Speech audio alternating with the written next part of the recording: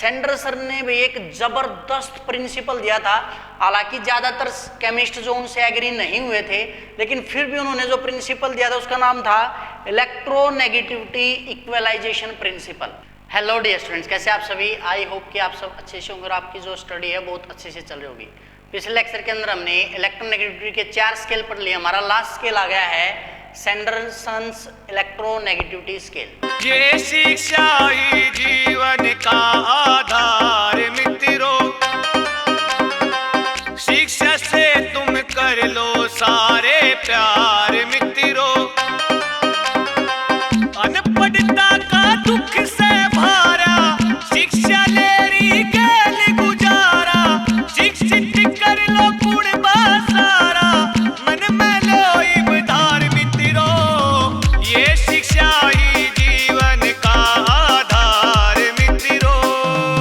अगर बात की जाए सैंडरसन इलेक्ट्रोनेगेटिविटी स्केल की, इसने फोकस किया भी दो बातों के ऊपर। एक तो साइज का क्या इफेक्ट पड़ता है इलेक्ट्रोनेगेटिविटी के ऊपर, और दूसरा इन्होंने फोकस किया था भाई न्यूक्लियर चार्ज के ऊपर।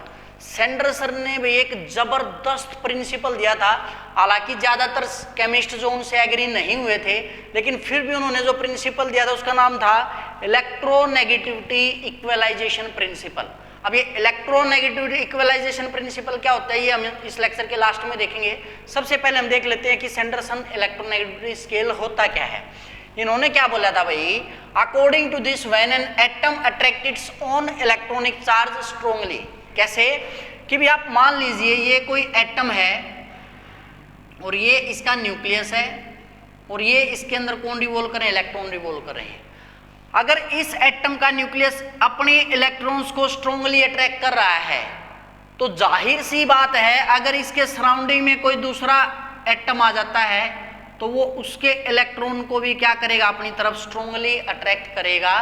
कंडीशन है इसके पास क्या होना चाहिए, वैकेंट ऑर्बिटल होना चाहिए, ताकि जो इलेक्ट्रॉन्स वो दूसरे एटम से अट्रैक्ट करेगा उनको वो क्या कर सके, अपने पास रख सके, क्योंकि वैकेंट ऑर्बिटल होंगे तभी वो उसको अपने पास रख पाएगा। तो क्या कहता है प्रिंसिपल है, according to this when an atom attract its own electronic charge strongly, कि जब कोई एटम अपने खुद के इलेक्ट्रॉनिक चार्ज को स्ट्रांगली अट्रैक्ट करता है, it will also attract electron from another atom, तो दूसरे एटम के इलेक्ट्रॉन्स को भी स्ट्रांगली अट्रैक्ट करेगा when vacant orbital is present, जब उसके पास क्या अवेलेबल हो, vacant orbital. And vice versa, vice versa का मतलब क्या, इसका उल्टा भी सीधा है। मतलब अगर इलेक्ट्रॉनिक रिपल्सन लार्ज हो जाए, मतलब ये अपने ही इलेक्ट्रॉन्स को होल्ड ना कर पाए, then weaken its hold on its own electron density, तो इसकी जो होल्ड है वो अपने खुद के इलेक्ट्रॉन के ऊपर ही क्या हो जाएगी, कमजोर हो जाएगी। As a result atom will not attract external electron, तो तब उसकी सिचुएशन में वो बाहर के इलेक्ट्रॉन को अट्रैक्ट नहीं कर पाएगा, even availability of orbital vacancy, चाहे उसके पास वैकेंट ऑर्बिटल हो तब भी वो अट्रैक्ट नहीं कर पाएगा। तो इन्होंने क्या इलेक्ट्रॉन डेंसिटी कैलकुलेट करने का क्या फार्मूला दिया, 3Z/4πr²। Z हमारा एटॉमिक नंबर होता है, आपको पता है। R पिछले लेक्चर के अंदर हमने भी पढ़ा था भाई, कोवेलेंट रेडियस होता है। एक बात और, अगर आपने पिछले लेक्चर्स नहीं देखे हैं तो वो आप देख ले, उसका लिंक मैं आपको प्लेलिस्ट का नीचे डिस्क्रिप्शन में दे दूंगा, ताकि आपको जो है सारी वीडियोस सीरियल वाइज अच्छे से समझ में आए। इसका पिछले वालों से कोई रिलेशन है नहीं, इसलिए आपको डायरेक्ट भी समझ में आएगा। तो 3Z/4r², जहाँ पे अब यहाँ पे इन्होंने दो बातें दी थी, एक डिग्री ऑफ कॉम्पैक्टनेस और मेन था हमारा इलेक्ट्रोनेगेटिविटी इक्वलाइजेशन प्रिंसिपल। पहले हम बात करते हैं डिग्री ऑफ कॉम्पैक्टनेस। नाम से ही पता चले अभी, कॉम्पैक्टनेस का मतलब क्या होता है, सिकुड़न, कि कितने नंबर ऑफ इलेक्ट्रॉन अवेलेबल है पर क्यूबिक एंगस्ट्रॉन, वो क्या होगी उसकी डिग्री ऑफ कॉम्पैक्टनेस। अगर नंबर ऑफ इलेक्ट्रॉन कम है पर क्यूबिक एंगस्ट्रॉन तो उसकी डिग्री ऑफ कॉम्पैक्टनेस सीधी सी बात है भाई कम हो जाएगी, और अगर नंबर ऑफ इलेक्ट्रॉन पर क्यूबिक एंगस्ट्रॉन ज्यादा है तो उसकी डिग्री ऑफ कॉम्पैक्टनेस भी ज्यादा हो जाएगी। इसने इलेक्ट्रोनेगेटिविटी को क्या बोला भाई, it is defined as the ratio of average electron density of atom to that of an inert atom having a same electron, कि कोई भी जो एटम जिसकी एवरेज इलेक्ट्रॉन डेंसिटी है उसको क्या करो आप, एवरेज इलेक्ट्रॉन डेंसिटी को डिवाइड कर दीजिए, जो इनर्ट कोई एटम हो जिसके पास उतने इलेक्ट्रॉन हो जितने इसके पास है, उससे क्या आ जाएगी भी, उसकी इलेक्ट्रोनेगेटिविटी आ जाएगी। तो जब स्टेबिलिटी रेशियो निकाली गई भी अल्कली मेटल के लिए वो 1 से भी कम मिली, मतलब ये बहुत कम इलेक्ट्रोनेगेटिव है। जबकि फ्लोरीन के लिए इन्होंने इलेक्ट्रोनेगेटिविटी कितनी बताई, 5.75। ये आ गया भाई हमारा इलेक्ट्रोनेगेटिविटी इक्वलाइजेशन प्रिंसिपल।